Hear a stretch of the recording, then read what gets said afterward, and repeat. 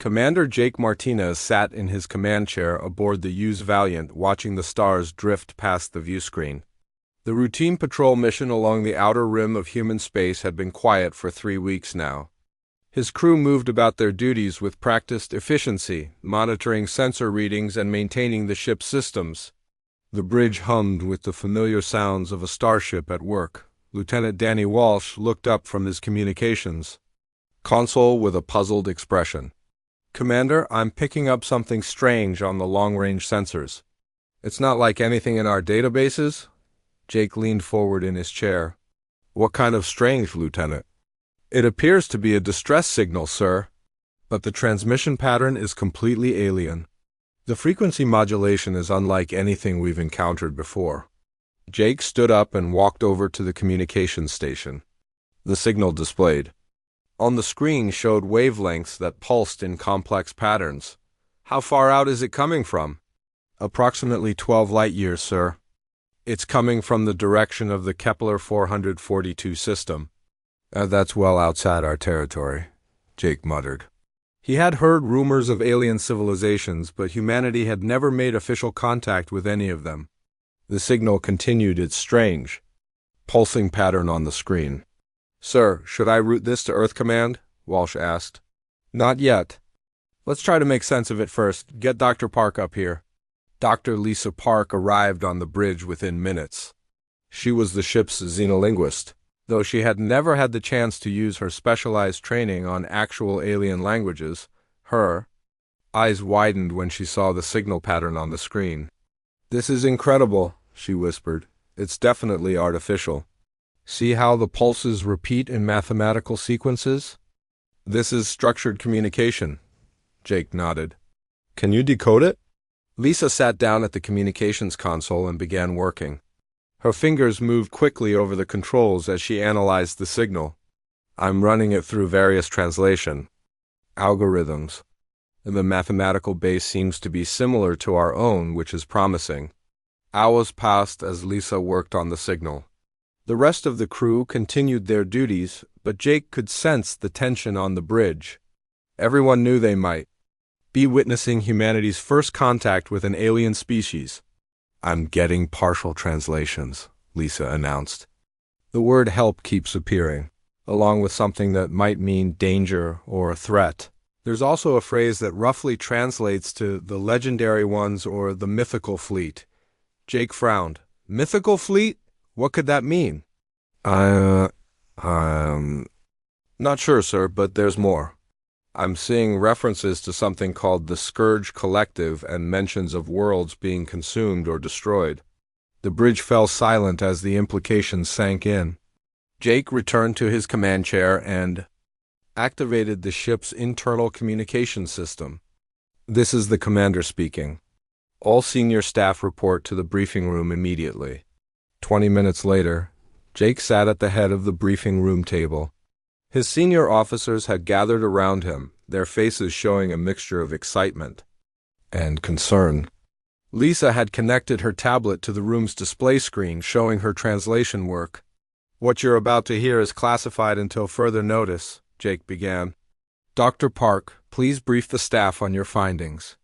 Lisa stood up and activated the display. "We've received what appears to be a distress signal from an alien civilization. Based on my analysis, they call themselves the Zolani Republic.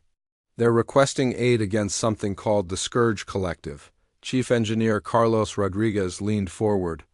"How do we know this isn't some kind of trap?" "We don't," Jake replied, "but the signal appears genuine. The mathematical complexity and the consistent linguistic patterns suggest this is a real civilization in distress." Lisa continued her briefing. "The most interesting part is this reference to the legendary Deathworld fleet. The Zolani seem to believe there's a mythical force that can help them. They describe these beings as coming from a nightmare planet and fighting their way to the stars." "Deathworld?" asked Security Chief Patricia Hayes. "That's what they call it. A world so dangerous that any species surviving there would be incredibly tough and resourceful. The Zolani appear to believe this mythical fleet exists somewhere in the galaxy." Jake looked around the table. "The question is, what do we do about it?" Do we report this to Earth Command and let them decide, or do we investigate further?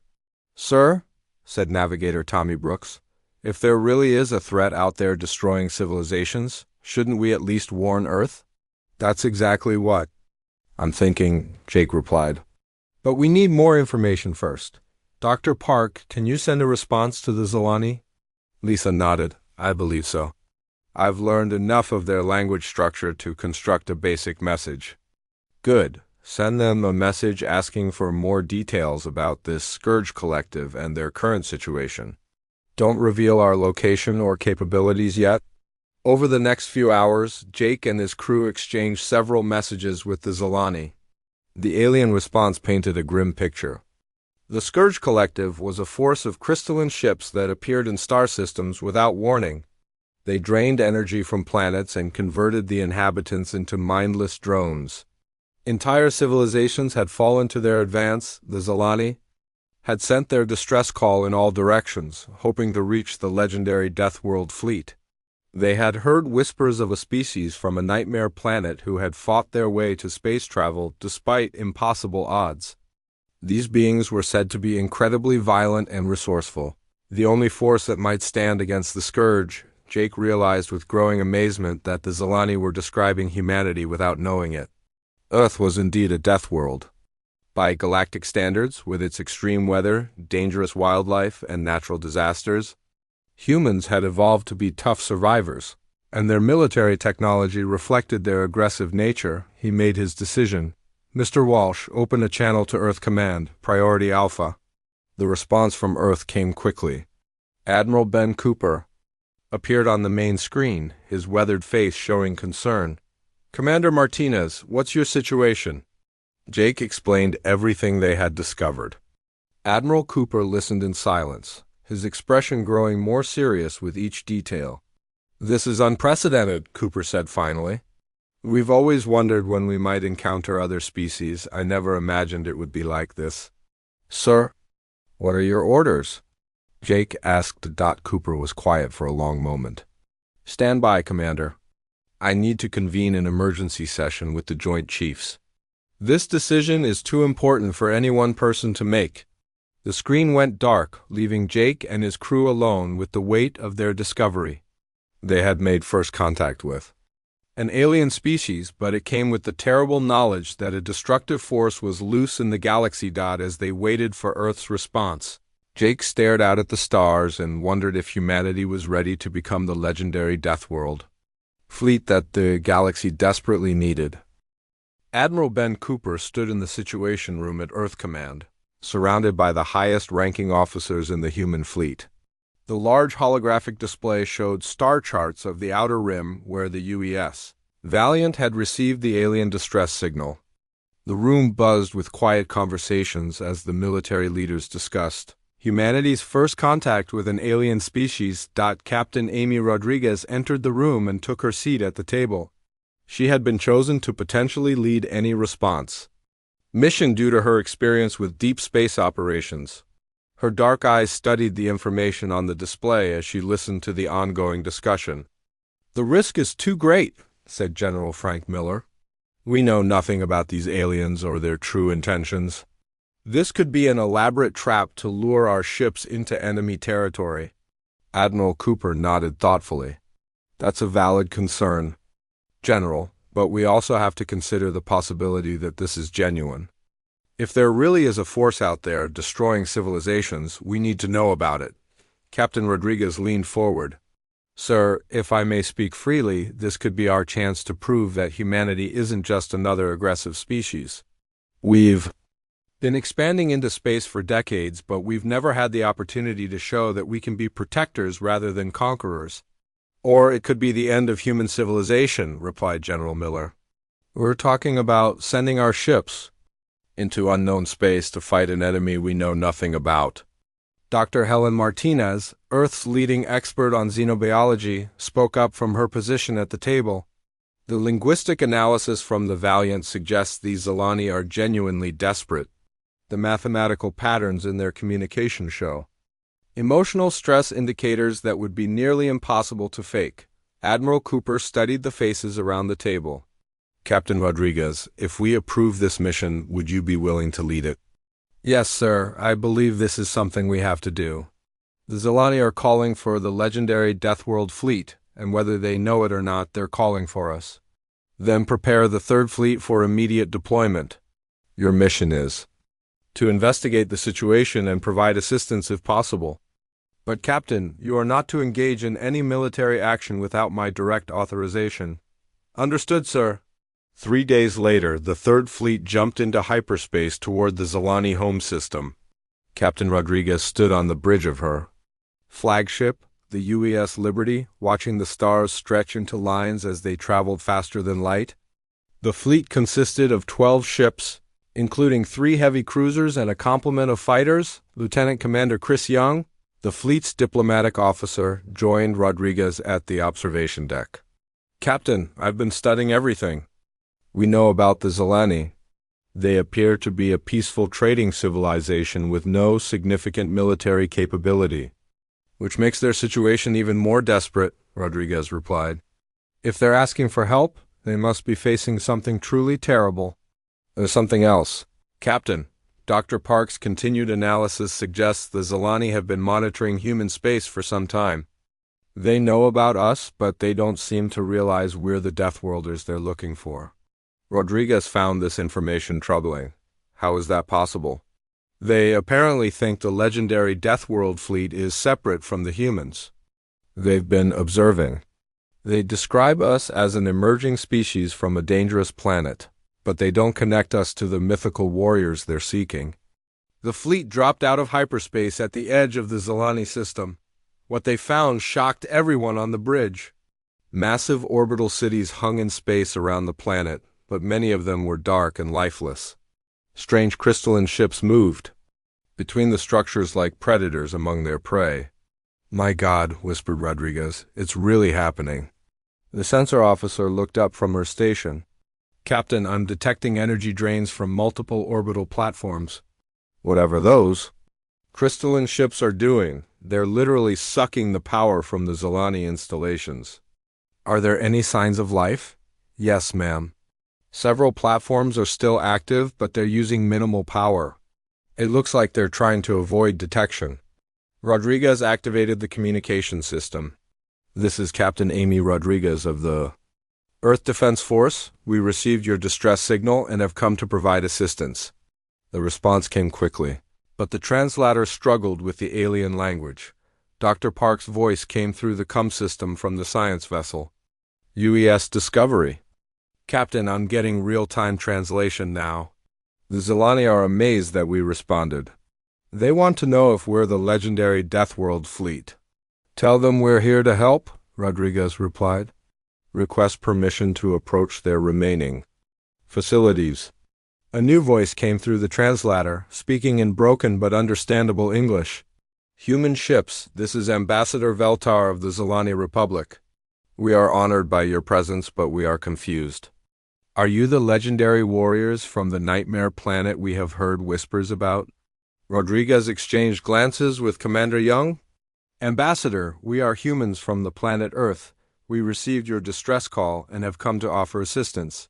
There was a long pause before the Zilani responded. You are the humans we have been observing. The species from the world of fire and ice, storms and earthquakes?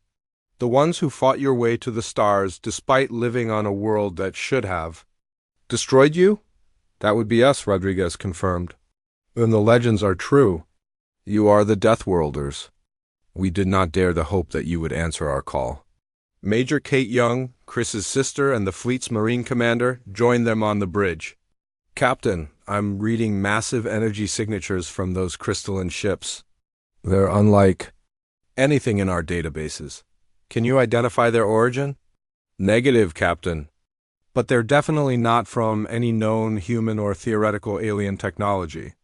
Ambassador Veltar's voice came through the COM again. Captain Rodriguez, we must speak directly. The Scourge Collective has been attacking our worlds for months. They appear without warning and drain all energy from our cities. Those who survive are changed into creatures that serve them. How many of these Scourge ships are in your system? 17 large vessels and countless smaller ones. They came here 3 days ago and have been systematically draining our orbital cities. We estimate we have perhaps 2 days before all power is gone. Rodriguez made her decision. Ambassador, we're going to dock with your command station. We need to understand what we're facing before we can help you. Captain, said Major Young, I recommend we go to battle stations. Those scourge ships have noticed our arrival. Sure enough, several of the crystalline vessels were moving toward the human fleet. Their surfaces pulsed with strange energy patterns, and sensor readings showed they were charging some kind of weapon system. All ships, yellow alert, Rodriguez. Ordered, raise shields and prepare for possible combat, but do not fire unless fired upon. The crystalline ships stopped just outside weapons range and seemed to study the human vessels. After several tense minutes, they returned to their previous positions among the orbital cities. Interesting, said Commander Young. They're being cautious. That suggests intelligence rather than simple aggression, Rodriguez nodded. Prepare. A shuttle for the command station. We need to learn everything we can about these scourge before they decide we're a threat. As the shuttle prepared for launch, Rodriguez realized that humanity was about to face its greatest challenge. The peaceful. Zilani had called for the legendary Deathworld fleet, and now it was up to humans to prove they were worthy of that title. Captain Amy. Rodriguez stepped off the shuttle onto the Zilani command station with Commander Chris Young and Major Kate Young beside her. The alien facility was unlike anything they had ever seen. Curved walls glowed with soft blue light, and the air smelled of ozone and something floral. Ambassador Veltar waited for them at the docking bay, his tall figure graceful despite the obvious stress he was under. The Zilani ambassador stood nearly 7 feet tall with pale blue skin and large dark eyes that seemed to hold ancient wisdom. His hands had 6 fingers each, and he wore robes that shimmered like liquid silver. When he spoke, his voice carried musical tones that the translator converted into English. Welcome, humans of Earth. I am honored to meet the legendary Deathworlders, though I wish it were under better circumstances. Rodriguez nodded respectfully. Ambassador, we need to understand what we're facing. Tell us everything you know about the Scourge Collective. Veltar led them through corridors filled with other Zilani civilians who stared at the humans with mixtures of hope and fear. They arrived at a large chamber where holographic displays showed the current battle situation. The images revealed the full scope of the Scourge attack on the orbital cities. The Scourge appeared in our system 3 days ago, Veltar explained. Their ships are unlike anything we have encountered. They drain energy from everything they touch, and they convert our people into something horrible. Convert them how? Asked Major Young. Those who are captured are changed into creatures that serve the Scourge. They lose their minds and become extensions of the collective consciousness. We call them the Consumed. Commander Young studied the tactical displays. What kind of weapons do they use? They fire beams of pure energy that seem to pass through our shields as if they do not exist. Our defensive systems are completely useless against them, Rodriguez frowned. But they haven't attacked our ships yet. Why? Perhaps they are unsure of your capabilities. The Scourge have never encountered Deathworlders before. A young Zilani technician approached them urgently. Ambassador, the Scourge are moving toward Orbital City 7. They will reach it within the hour. Rodriguez activated her communicator. Rodriguez to Liberty. Prepare the fleet for combat operations. We're going to try something. Captain, said Commander Young, we don't know anything about their technology or capabilities. Then we'll learn. By doing, Rodriguez replied. Major, get your Marines ready for potential boarding actions. Back aboard the Liberty, Rodriguez studied the tactical situation with her senior officers. The Scourge ships were moving in formation toward another orbital city, their crystalline hulls pulsing with energy. Their technology appears to be based on energy manipulation, reported Chief Science Officer Dr. Park.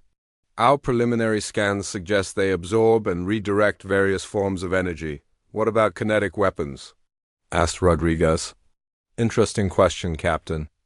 Most civilized species abandoned kinetic weaponry centuries ago in favor of energy-based systems. If the Scourge are adapted to defend against energy weapons, they might not be prepared for old-fashioned bullets and missiles, Rodriguez smiled. Grimly, then let's give them a history lesson. All ships, prepare for combat. We're going to use kinetic weapons only. Captain Tony Garcia of the destroyer UAS Thunderbolt responded immediately. Captain, requesting permission to engage with CONV-AL torpedoes. Granted. All ships, target the Scourge vessels threatening Orbital City 7, fire when ready. The human fleet opened fire with a barrage of kinetic torpedoes and railgun projectiles. The Scourge ships, apparently expecting energy weapons, were caught completely off guard. Their shields, designed to absorb and redirect energy, offered no protection against solid projectiles traveling at tremendous speeds. The first Scourge vessel exploded in a shower of crystalline fragments. 2 more ships suffered critical damage, as depleted uranium rounds tore through their hulls. The remaining Scourge vessels immediately changed course and began moving toward the human fleet. Direct hit on 3 targets, reported the weapons officer. The Scourge are definitely vulnerable to kinetic weapons. But the victory was short-lived. The Scourge ships began firing their energy beams at the human vessels. The beams passed through the ship's shields but seemed to have little effect on the hull plating. Minimal damage to our ships, reported the damage control officer. Their weapons are designed to drain energy, not cause physical destruction. Rodriguez realized they had found a crucial weakness. All ships maintain kinetic fire. Do not use energy weapons under any circumstances. The battle intensified as more Scourge ships joined the fight. Captain Garcia led a squadron of fighters armed with kinetic cannons in a daring attack on a Scourge mothership. The fighters swooped between the crystalline structures, their guns blazing as they targeted critical systems. This is Garcia! We're punching holes in their hulls, but these ships are massive. We need to find their weak points. Major Young watched the battle from the command station and made a decision. Captain, request permission to lead a boarding party. If we can capture one of their ships, we might learn more about their technology. Granted, Major. Take a full squad of Marines. Sergeant Maria Santos led her team of Marines toward a damaged Scourge vessel in a heavily armored boarding craft. The crystalline ship was venting atmosphere from several hull breaches, but its energy signatures suggested it was still operational. Prepare for hard dock, Santos ordered. Remember, these things convert people into slaves, so stay alert. The boarding craft attached to the Scourge ship's hull, and the Marines cut through the alien metal with plasma torches. They entered a corridor that seemed to pulse with organic life, even though it was clearly artificial. This is weird, muttered Private Bobby Clark. The walls are moving like they're alive. Santos led her team deeper into the ship, following energy readings that suggested a command center. The corridors were filled with a strange mist that made their equipment readings fluctuate wildly. They found the ship's control room, where a single Scourge entity worked at what appeared to be a living computer system. The creature was tall and thin, its body covered in the same crystalline material as the ship's hull. When it noticed the humans, it turned with movements that seemed both graceful and predatory. Santos raised her weapon, but the creature made no aggressive moves. Instead, it began to emit a series of musical tones that the translator struggled to interpret. Sergeant, said Dr. Park through the COM system, I'm getting partial translations. It's trying to communicate. The Scourge entity continued its musical communication, and gradually the translator began to make sense of the sounds. Hunger, it said. Always hunger. No choice. Must feed. Santos kept her weapon trained on the creature but didn't fire. Dr. Park, are you getting this? Yes. Sergeant, this is incredible. The Scourge entity is trying to explain something about hunger and survival. I think it's saying they don't have a choice. The creature moved closer, its crystalline form catching the light from the Marine's equipment. It touched one of the control surfaces, and suddenly the ship's systems began to shut down. The entity looked at Santos with what might have been sadness. No more hunger, the translator interpreted. Sleep now. The Scourge entity collapsed, and the ship's power systems went offline. Santos and her team quickly retreated to their boarding craft as the alien vessel began to drift powerlessly through space. Command, this is Santos. We've captured a Scourge ship, but something strange happened. The entity shut down its own systems and died. I think it was trying to tell us something important. Rodriguez processed this information as the battle continued around them. The Scourge were not mindless monsters, but desperate survivors driven by some terrible need. This changed everything about how they might approach the conflict. Captain Amy Rodriguez stood in the medical bay of the UES Liberty, watching as Dr. Park and the medical team examined the unconscious Scourge entity they had recovered from the boarding mission. The creature lay on a specially modified table, its crystalline body reflecting the overhead lights in strange patterns. Its breathing was slow and steady, suggesting it was alive but in some kind of deep sleep. Captain, the preliminary scans are fascinating, Dr. Park said, looking up from her instruments. This entity appears to be carbon-based like us, but its body has been modified with crystalline structures that can store and process energy. Modified how? Rodriguez asked. It's difficult to say without more detailed analysis, but it appears to be artificial enhancement rather than natural evolution. Someone or something changed these beings into what they are now. Commander Chris Young entered the medical bay with a concerned expression. Captain, we've established a temporary ceasefire with the remaining Scourge ships. They've stopped attacking our vessels and the Zelani stations, but they're maintaining their positions. That's progress, Rodriguez replied. Any idea why they stopped? According to Ambassador Veltar, this has never happened before. The Scourge have always fought until complete victory or total destruction. This is the first time they've shown any interest in communication. Dr. Park adjusted her scanning equipment. Captain, I'm detecting neural activity in the Scourge entity. It might be regaining consciousness. The crystalline being's eyes opened slowly, revealing depths that seemed to hold both intelligence and terrible sadness. It looked around the medical bay with obvious confusion before its gaze settled on Rodriguez. Where am I? The translator interpreted its musical tones. You're aboard a human ship, Rodriguez replied carefully. We're not here to hurt you. We want to understand what's happening.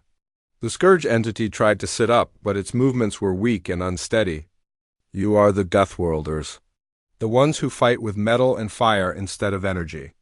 We're humans from Earth. What's your name? I am what you might call the first hunger. I was among the first to be changed when our world began to die. Doctor. Park leaned forward with interest. Changed how? What happened to your world? The first hunger's crystalline form dimmed slightly, as if the memory caused it pain. Our star was dying. The energy that had sustained our civilization for millions of years was fading. We tried everything to save our world, but nothing worked.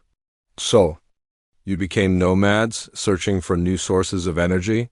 Rodriguez asked. Not by choice. The change was forced upon us. Our scientists created this crystalline enhancement to help us survive without our star's energy. But the modification came with a terrible price. Commander Young stepped closer. What kind of price? Constant hunger.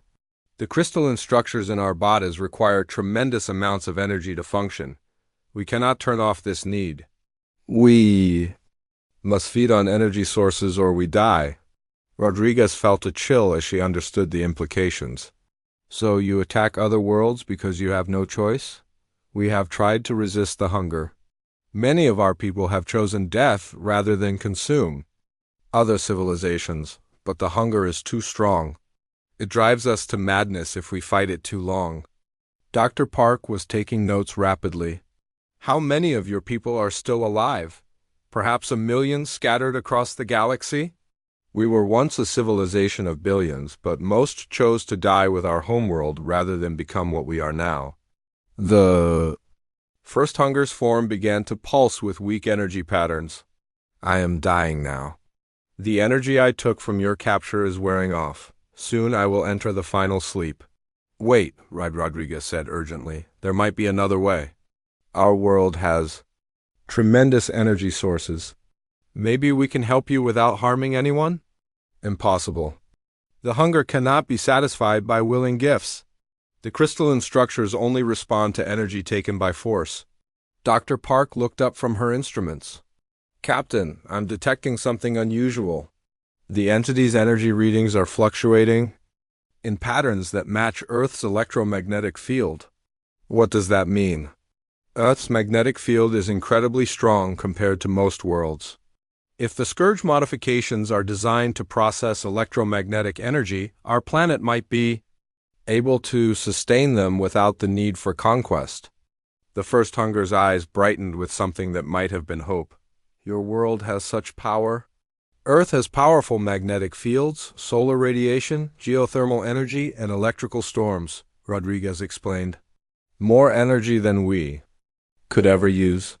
But the hunger will not accept freely given energy. It is part of the curse we bear. Commander Young had been listening quietly, but now he spoke up. What if we could modify the delivery method? Make it seem like conquest while actually providing willing assistance? Rodriguez considered this idea. First hunger, what would happen if we brought some of your people to Earth? Could they survive on our planet's natural energy? I do not know. No Scourge has ever been to a true death world. Your planet's energy signatures are unlike anything we have encountered. Dr. Park was working frantically at her console. Captain, I'm getting some interesting readings. The entity's crystalline structures are actually absorbing energy from our ship's electromagnetic field. Very slowly, but it's happening. Is that enough to sustain it? For a short time, yes. But a planet-sized magnetic field like Earth's could potentially provide much more. The first hunger struggled to speak as its energy levels continued to drop. If what you say is true, it could save my people. But how do we know you will not destroy us once we are weakened? Because that's not what Deathworlders do, Rodriguez replied firmly. We protect those who cannot protect themselves. We fight against those who prey on the innocent. But we have preyed on the innocent. We have consumed entire civilizations. Because you had no choice. Now you do. The first hunger was quiet for a long moment. There is something else you must know. The attack on this system was not random. We came here because we detected the energy signatures of your ships. We thought you might be the mythical Deathworlders. You were looking for us? Yes, there are legends among the Scourge about a species from a world of such terrible energy that they could satisfy our hunger without being consumed. We thought these were just stories told by the desperate. Rodriguez felt the weight of responsibility settling on her shoulders. How many more Scourge fleets are out there? Dozens, all searching for worlds to consume. All driven by the same terrible hunger that consumes us. And they're all looking for Deathworlders? Some are. Others have given up hope and simply take what they need to survive. But if you could prove that the legends are true, if you could show that Deathworlders can satisfy the hunger without conquest, many would come to you willingly. Dr. Park looked up from her instruments. Captain, the entity's energy levels are stabilizing. Our ship's electromagnetic field is actually keeping it alive. The first hunger's crystalline form began to glow more brightly. This is impossible. I feel the hunger retreating. How is this happening? Earth technology generates powerful electromagnetic fields as a byproduct of our power systems, Rodriguez explained. Your body is absorbing that energy naturally. Then the legends are true. The Deathworlders can save us. Rodriguez made her decision. First hunger, I want to take you and a small group of your people to Earth. If our planet can sustain you, we'll find a way to help all the Scourge fleets. And if we cannot control the hunger on your world, then we'll deal with that problem when it comes. But I believe there's hope for your people. The first hunger's form pulsed with what might have been gratitude. Very well, Deathworlder. I will trust in your strength and wisdom. But know this, if we fail, the hunger will drive us to consume your world completely. Rodriguez nodded grimly. Then we better make sure we don't fail. The silence after battle felt strange to Captain Jake Morrison as he stood on the bridge of the Titan's edge. The viewscreen showed floating debris where the Devourer fleet had been just hours before. Some pieces still glowed with that sickly green light that marked their bioships, but most had gone dark and cold. For the first time in recorded history, the galaxy's greatest threat had been forced to retreat.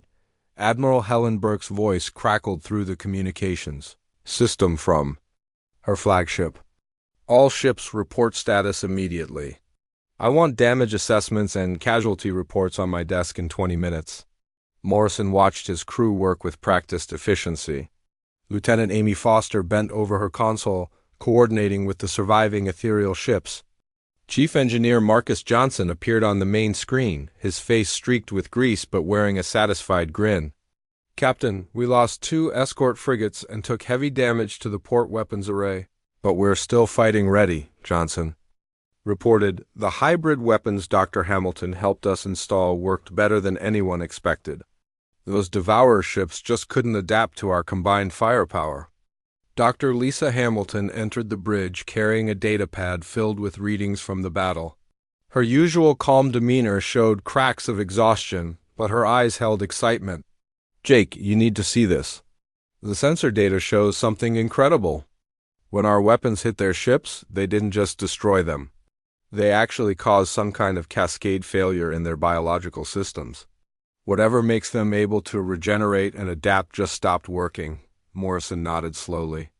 The implications were staggering. Humanity had stumbled onto the one weakness that could actually stop the Devourers permanently. How many of them got away? Long-range sensors tracked maybe 30% of their original fleet heading toward the Galactic Rim, Commander Ryan Torres answered from his tactical station. They're running scared, and from what Zixthara told us, they've never done that before. The mention of the ethereal survivor reminded Morrison of the strange turn his life had taken. 3 days ago, he had been a human ship captain patrolling familiar space routes. Now he was part of something that would reshape the entire galaxy. The thought both thrilled and terrified him. A soft chime announced an incoming transmission. The main screen flickered to life, showing Zixthara-esque crystalline features. The alien's translator device gave her words a musical quality that somehow conveyed deep emotion. Captain Morrison, Admiral Burke, all brave humans who fought beside us today. The ethereal collective owes you a debt that spans lifetimes. You have given us something we thought lost forever. Hope. Admiral Burke's image appeared in a split screen beside the alien ambassador. Zixthara, we fought together. That makes us allies, not debtors. Dr. Hamilton has been working on formalizing our partnership. We have a proposal for you and your people. Over the next hour, Morrison listened as the 2 leaders outlined the framework for something unprecedented. The Human-Ethereal Alliance would combine humanity's military strength with ethereal technology and wisdom. Joint research stations would develop new weapons and defenses.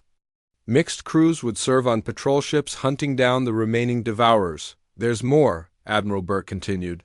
We've been receiving transmissions from other species throughout the galaxy. Word of our victory is spreading through communication. Networks we didn't even know existed. 17 different civilizations have reached out, asking for protection or offering to join our alliance. Morrison felt a chill run down his spine. The galaxy was far more populated than humans had ever imagined. All these species had been hiding, terrorized by the Devourers, waiting for someone strong enough to make a stand. Somehow, humanity had become that someone. Lieutenant Foster looked up from her console with wonder in her eyes. Captain, I'm receiving translation matrices for 14 different alien languages.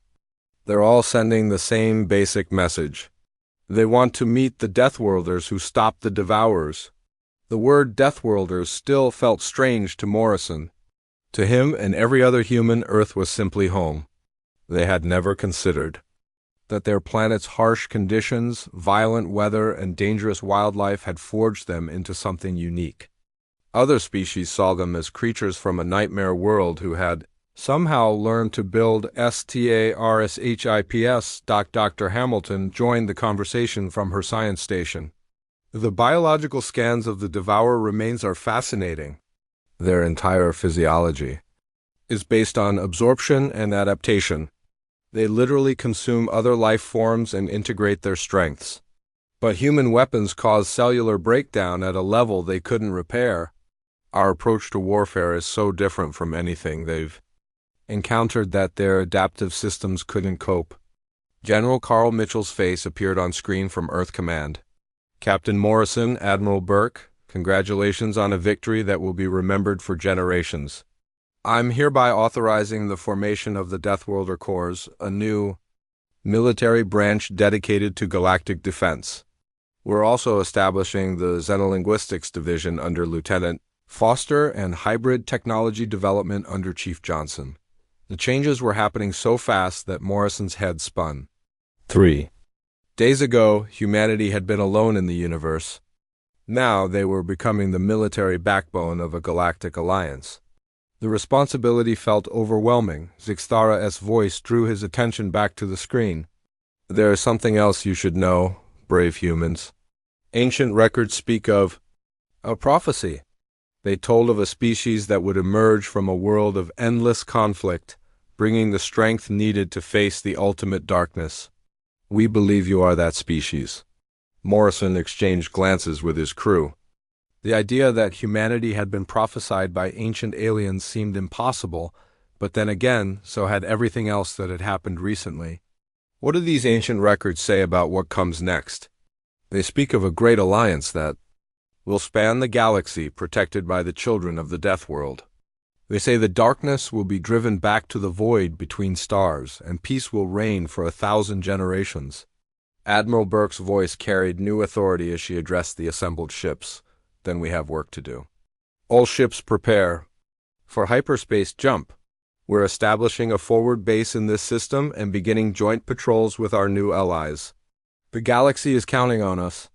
As the Titan's Edge prepared to jump to its new mission, Morrison looked out at the stars with different eyes.